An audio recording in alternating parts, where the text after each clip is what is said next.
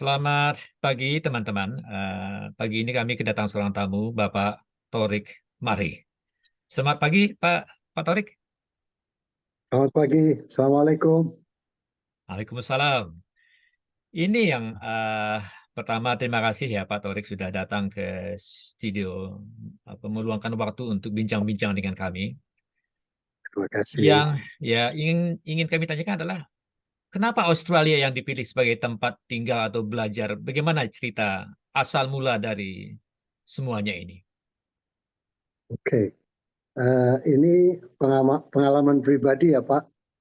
Eh, Pada tahun 1973 waktu itu eh, apa namanya Australian White Policy sudah dihilangkan oleh pemerintahan yang baru, Gough Whitlam, pemerintah Labour Party.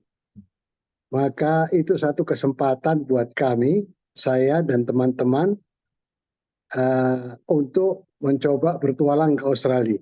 Mhm, mhm, Tujuan kita Darwin mhm. karena faktor uh, biaya murah, terjangkau, dan disepakati oleh teman baik saya. Kemudian kami berangkat ke Darwin. Mhm, Di Darwin maka teman-teman yang lain ikut juga.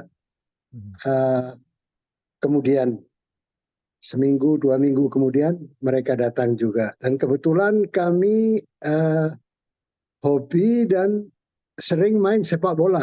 Aha. Maka tujuan utamanya untuk sport dan rekreasi kita cari klub yang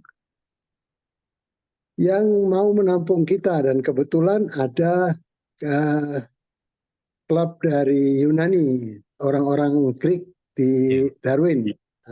Kami berempat main untuk klub mereka. Mhm. Berapa orang tuh? Ternyata bagaimana? Berapa orang orang Indonesia yang datang dengan grup Pak Ya, Torik? yang datang dengan yang main bola dengan saya itu 4 orang. Tapi setiap minggu waktu itu, setiap ada penerbangan merpati waktu itu selalu ada yang datang 3 orang, 4 orang dari kota-kota berlainan dari Indonesia, dari Jakarta, dari Solo, dari Surabaya. Mereka pada berdatangan. Mhm, mhm, Eh, dan pada saat itu karena mereka senang dengan penampilan kami berempat di klub sepak bola itu, maka mereka menyediakan pekerjaan juga untuk kita. mhm, Dan saat itu kita akhirnya jadi illegal immigrant mhm, di mhm, Darwin. mhm, Selama hampir 1 tahun, 1 season sepak bola itu. mhm, mhm. Kita merasa jenuh di Darwin, yang mana kota kecil, Ya. tiap hari ketemu di naik uh, public transport, naik bis untuk ke tempat kerja, itu selalu ketemu orang yang sama, jenuh lah sebagai Mhm. anak muda. Saya waktu itu usia 20 sekian tahun. Mudah sekali ya. Ya, jadi kemudian kami eh, menyetujui bersama 9 orang teman-teman yang sebagian kita kenal di Darwin untuk hijrah ke Sydney. Mhm, mhm, mhm, Hijrah ke Sydney. Pemain yang main sepak bola, saya dan teman saya yang berangkat bersama itu diberi referensi oleh mereka untuk main di klub orang Greek di Sydney. aha. Kita datang untuk latihan beberapa kali, tapi untuk mengadaptasi udara Sydney itu dari Indonesia ke Darwin ke Sydney, wah sangat dingin sekali. Jadi Ya. akhirnya kita korbankanlah pemain sepak bola secara mengikuti klub. Aha, aha, Jadi kita tinggalkan itu. aha. Kemudian setelah itu saya teman saya pulang ke Indonesia, tidak lama kemudian saya pun pulang ke Indonesia.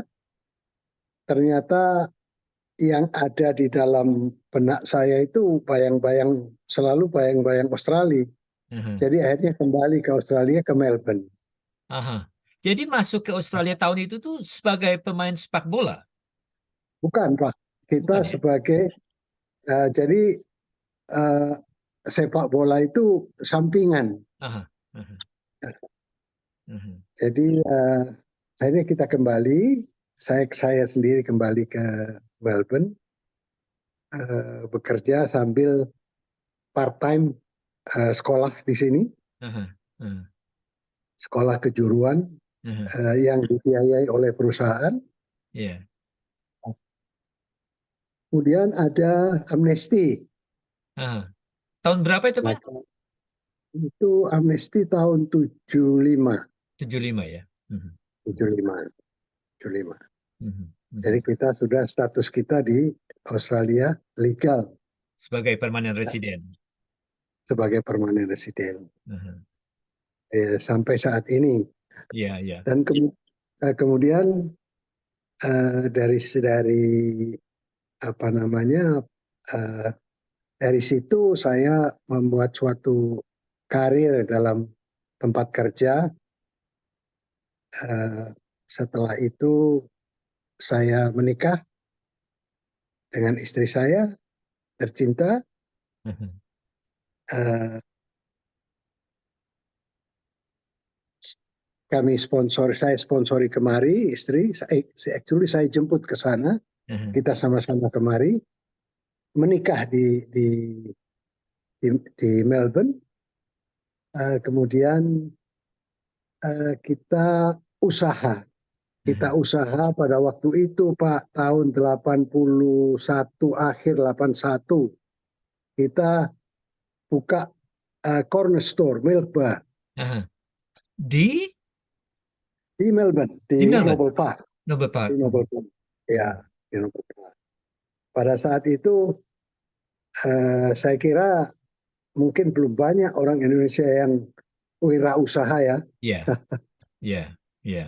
Eh, eh, dari situ kemudian dari usaha milk bar itu saya masih di kantor, masih kerja di kantor, istri yang Ya. jaga. Iya, iya, iya. Jadi kita kerjasama di situ, istri jaga, pagi hari saya siapkan eh, apa namanya, ambil koran Aha. dari agen, diatur di tempatnya di toko di milk bar, kemudian saya berangkat ke kantor. Pulang dari kantor itu saya pergi ke apa namanya tempat belanja untuk toko. Aha. Iya. Pulang itu pada saat itu ada suatu pengalaman yang sangat mengerikan ya. Aha. Pada saat itu ada satu eh, kejadian, ada buron polisi, kebetulan dihentikan mobilnya oleh polisi. Si buron tadi menembak polisi itu, Aha. 2 orang, yang satu meninggal, yang satu luka parah. Nah itu di sekitar tempat kita, maka dia lari dengan mobilnya, dikejar oleh polisi, mobilnya itu tengah malam saya kira Pak. Eh, Ternyata pagi hari sebelum subuh kita dengar suara apa namanya Irina. helikopter, Oh, helikopter. helikopter. Ya, terus pengumuman dari polisi supaya tidak keluar dari rumah karena ada orang yang sedang diburu, Aha. berbahaya, bersenjata, begitu. Nah, saya secara innocent Iya. buka buka toko saya pergi ambil koran itu di daerah Noble Park itu waktu itu dijuluki itu orangnya namanya Mad Max. Aha. Mad Max itu Bapak bisa bisa Google itu Mad Iya, Max. saya ingat itu. Ya, akhirnya jadi di lockdown Pak. Aha. Di lockdown, semua polisi dikerahkan ke sana. kita tidak boleh keluar. Yang kerja tidak boleh kerja, sekolah juga ditutup, tidak boleh sekolah. Karena ini orang bersenjata dan sudah ada korban polisi. Iya. Mau keluar dengan mobil mau ambil koran. Nggak taunya di jalan sudah dihadang dari helikopter, mungkin kasih tahu ini ada mobil yang bergerak. Aha. Mereka pikir saya di hijack sama si Aha. Ron ini tadi untuk Iya, keluar iya. dari area lockdown. Iya, iya, iya. Itu polisi semua lagi tegang, Pak. Tegang semua, senjata pistolnya di tangan semua. Aha. Saya disuruh berhenti, suruh keluar dari mobil. Saya pikir ada apa ini? Saya tahu kalau ada, tapi tidak sedrastik itu. Iya, iya, iya. Ditanya mau kemana? Saya bilang saya mau ambil koran buat di toko. Kemana? Ke news agent, ke pusat koran.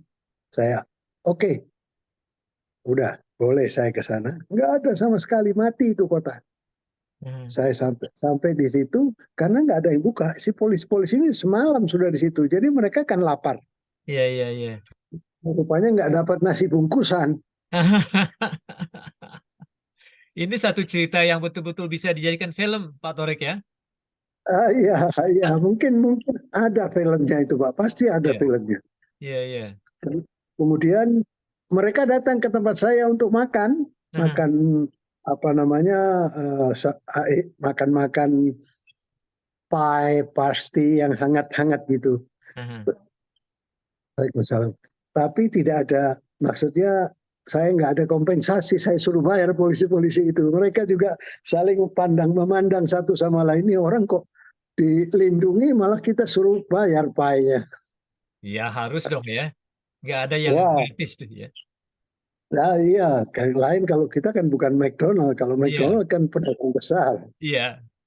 Anyway, itu satu cerita yang unik buat saya Unik sekali, pada Pak saat Torik. itu. Unik sekali. Saya Iya, tidak semua orang yang datang ke Australia mengalami pengalaman apa seperti Pak Torik yang tadi ceritakan ya. Tidak saya luar kira biasa itu. begitu. Luar Iya, biasa. iya. Hmm. Terus kalau ada pepatah kita yang mengatakan manusia berencana Tuhan memutuskan, itu seberapa banyak tepatnya atau melencengnya pepatah tersebut dalam kehidupan Pak Torik sendiri? Iya, itu eh, satu kesempatan yang baik untuk memberikan satu eh, ulasan. Iya, Jadi kita sebagai orang Islam, orang yang percaya adanya pencipta Allah Subhanahu wa taala, dan kita yakin bahwa Allah Subhanahu wa taala itu menguasai segala ciptaannya. Jadi ada semacam grand atau master plan apa yang bakal terjadi terhadap ciptaan makhluknya, ciptaan-ciptaan Allah Subhanahu wa taala. Seperti mungkin banyak orang yang tahu, Pak Anton mungkin juga tahu, ada hadis yang menyatakan bahwa, atau ayat kalau nggak salah, walaupun satu satu helai daun yang jatuh dari ranting pohon, tidak ada yang tidak diketahui oleh Allah Subhanahu wa taala. iya, Jadi begitu detail grand plan-nya Allah Subhanahu wa taala itu atas ciptaannya. Jadi kadang kita uh, mengatakan itu kebetulan.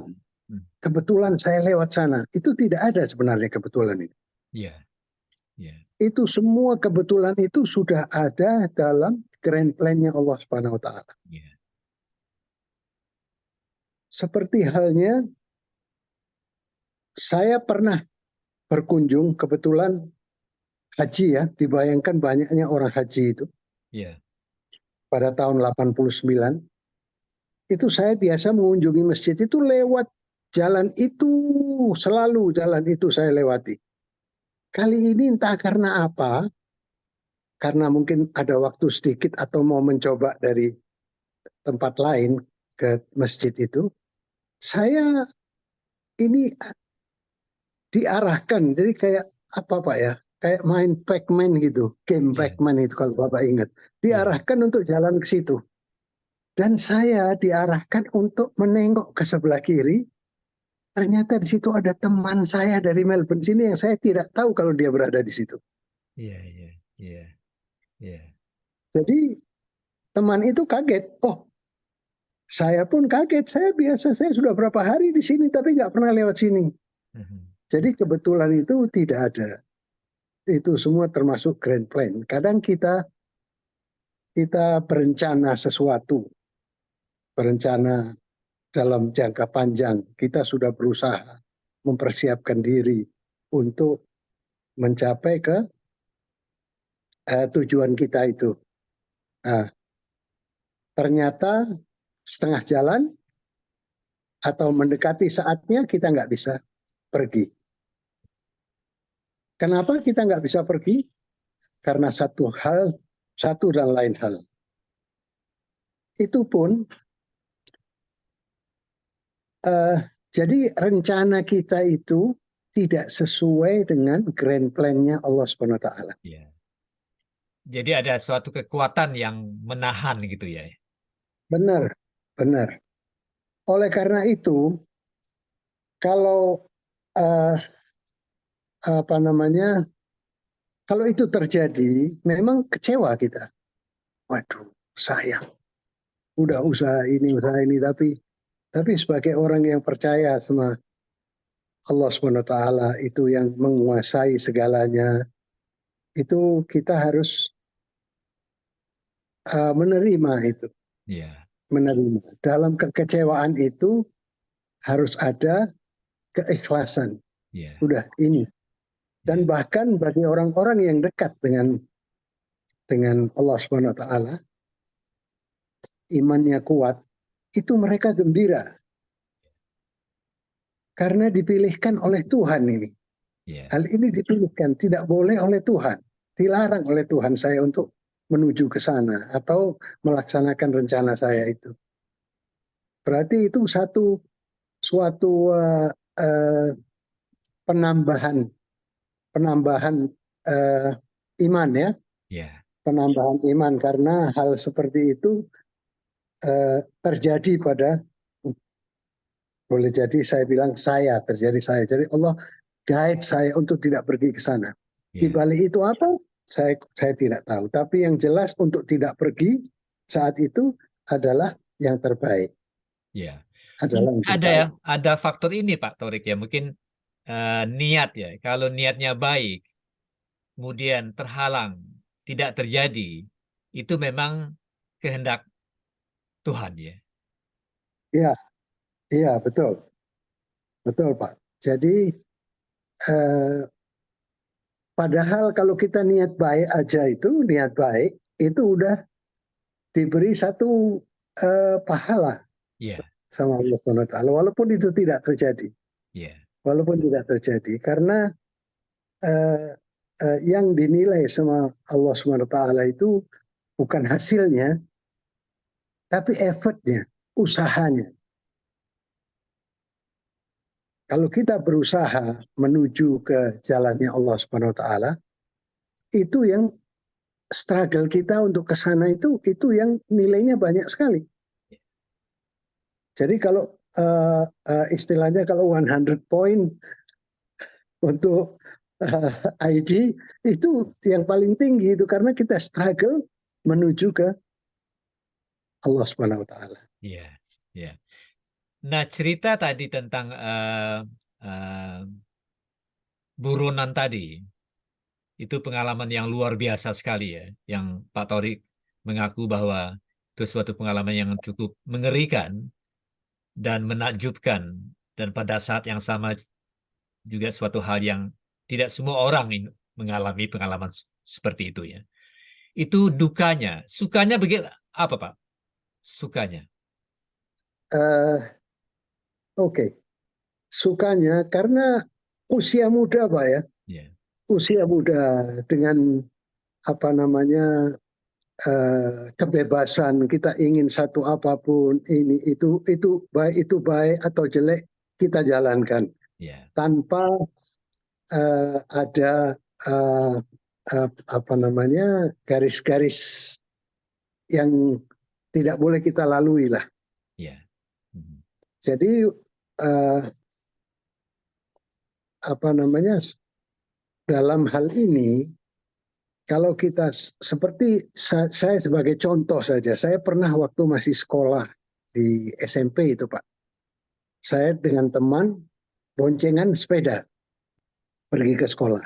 Sepeda yang zaman dulu yang ada kita duduknya di situ Pak, Iya, karena yang nggak ada sepeda laki-laki gitu ya, yang ya sepeda laki-laki benar. Nah itu saya merokok Pak, saya merokok. Saya lewat di satu jalan, kelihatan temannya bapak saya. Itu saya terjatuh dari sepeda, dari paniknya. Mhm. Nah di sini kita nggak ada itu, Ya, nggak ada apa namanya. Jadi eh, karena usia muda, jadi kita berpetualang lah, ya, ya, berpetualang ke sana kemari, apa namanya hal-hal yang tidak mungkin kita lakukan saat ini atau saat kita sadar kita lakukan itu. Tapi semuanya itu karena kita di dalam hati kita itu ada rasa kalau berbuat sesuatu yang kurang baik, yang tidak eh, sesuai dengan fitrah kita, ya, itu kalau kita eh, kalau kita iman kita kuat, itu akan terasa. Ini ya, kita enggak apa namanya tidak comfortable berbuat itu, ya. Tidak merasa enak gitu ya, tidak merasa enak, kurang nyaman. kurang Tapi nyaman. kita jalanin aja karena tentunya pengaruh lingkungan Ya. dan lain-lain. Mhm. Tapi menarik ya, Pak Torik katakan tadi bahwa selagi masa muda ya, ada yang mengatakan bahwa suatu hari setinggi-tinggi apa bangau terbang, akhirnya kembali ke kubangan. Bagaimana kira pepatah ini berlaku? Apakah kita suatu hari nanti setelah kan kembali ke tanah air pertama Indonesia yang tercinta, atau bagaimana? Ini pertanyaan Ya, terakhir, Pak Torik ya, serta penting iya, ya buat kita-kita ini ya. iya, iya. Sangat berlaku, Pak. Sangat berlaku. Karena namanya aja tanah air. Ya, Namanya tanah air. Jadi selalu kita rindukan itu, tanah air. Apalagi di jauh sana ada sanak keluarga. ya, Saya pada saat eh, usia dini seperti sekarang, sudah tidak ada kegiatan usaha atau di Australia, sudah redundant lah di Australia. ya. Nah itu maunya ke Indonesia, maunya ke Indonesia, dan saya merasa guilty pada satu saat Ya, terhadap anak-anak saya. Mereka saya lahirkan di sini, saya besarkan di sini, kemudian akan saya tinggal ke sana, ya, seolah-olah tidak konsekuen saya ya, dalam hal ini. ya, Tapi itu adalah satu apa namanya hal yang lumrah terjadi pada hari tua. Sama halnya eh, eh, orang-orang pendatang-pendatang yang ke Australia kita bisa bilang, mereka pun kalau sudah usia dini, mereka ingin pulang ke negara asalnya. ya, ya, Ingin pulang ke negara asalnya. Jadi itu pepatah itu tepat sekali. ya. Mungkin ini Pak Torik ya, dari penelitian-penelitian yang ada, kalau kita pindah ke negara kedua setelah usia dewasa, masa-masa kecil itu selalu manggil-manggil. Jadi memang kita hidup di dua dunia ya, Nah, betul sekali, Pak. di negara kedua dan negara pertama. Jadi akhir-akhirnya kata orang bahwa di mana keluarga disitulah kita, di mana anak Iya, ibu cucu disitulah kita. Jadi ideal sekali sebenarnya buat kita kita ini ya Pak. anak-anak betul, lahir di sini, kita lahir di Indonesia. Suatu hari buat kita-kita yang pindah ke negara kedua setelah usia dewasa, akhirnya ya 6 bulan di Indonesia, 6 bulan di sini. Saya idealnya begitu, Pak Taurik ya. betul Pak, betul, Aha, betul sekali. Dan aha. kita beruntung Pak. Ya, Sekarang eh, kalau kita lihat banyak juga orang-orang Australia yang asli Australia, mereka pun memilih untuk eh, pindah ke negara lain pada masa tuanya ya, karena mungkin kenyamanan ya, kenyamanan dalam hal yang berbeda, mungkin udara, mungkin eh, orang sekitarnya lebih lebih peduli satu sama iya, lain, iya, tidak acuh seperti di sini. iya, Itu yang membuat mereka tertarik untuk ke negara lain. Kita ke negara kita sendiri, jadi kita sangat beruntung, Pak. iya, betul, betul. Jadi Kita sangat beruntung. pada usia-usia eh, lansia, artinya manusia itu memang perlu untuk bermasyarakat ya. Jadi buat seperti Pak Nah, Taurik katakan tadi orang-orang Australia ingin pindah ke negara lain setelah usia lanjut, karena ingin iya, bermasyarakat dengan manusia-manusia lain. betul, betul. Aha. Karena kita diciptakan sama Allah Subhanahu wa taala itu tidak untuk hidup sendiri, Iya, iya, untuk hidup bermasyarakat. iya, Makanya kita di-encourage juga untuk berhijrah dan lain-lain. Itu maksudnya supaya kita meluaskan wawasan kita dalam bermasyarakat. aha, aha. Dan Baik kita Pak, ya, ada yang kita bandingkan, Pak. iya betul, Kita punya perbandingan. iya, Enaknya ini di sana, nggak enaknya ini di sini. iya, Itu satu nikmat juga. iya betul, betul. Satu nikmat. Ya, baik Pak Tori, tolong untuk menutup acara kali ini episode 1 mungkin kita sambung episode kedua nantinya. Tolong baca puisi yang silakan Pak Taurik Oke, sendiri yang pilih. baik. Saya akan bacakan puisi ini penciptanya Yahya Ashur. Judulnya Gaza Dikepung. Pada suatu saat kita berpikir kita berada di perahu. Dan seluruh dunia di sekitar kita adalah ikan. Dan di saat lain kita melihat kita hanyalah hutan. Dan di seluruh dunia di sekitar kita seorang penembak jitu. Itu Terima dari kasih Pak Yahya Taurik. Ashur. Kenapa Pak Ya, Taurik? dari Yahya Ashur. Aha, Saya quote aha. dari Yahya Ashur. Dia Iya, iya, iya. potri Muslim dari Timur Tengah. Timur Tengah ya. Terima kasih Pak Taurik dan kita akan sambung dalam episode berikutnya. Dan Insya Allah. sekali lagi sampai nanti dan terima kasih. Terima kasih Pak Anton. Assalamualaikum. Waalaikumsalam.